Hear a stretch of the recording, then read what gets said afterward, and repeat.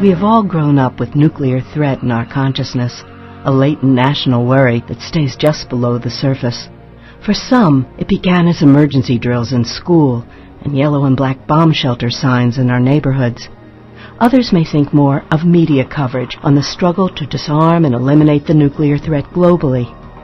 Whichever the case, this fear rarely motivates us to become more informed or better prepared, even as first responders. We avoid the subject. Nuclear threat scares us, and it should.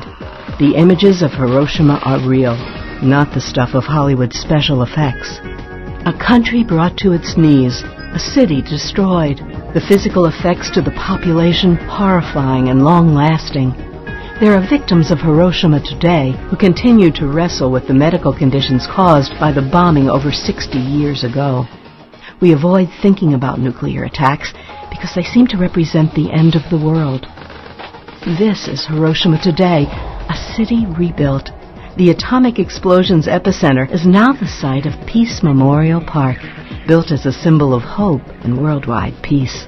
This side, the hopeful side of the story, is not often told, but it is a key part of how we, as healthcare providers, need to view nuclear disaster.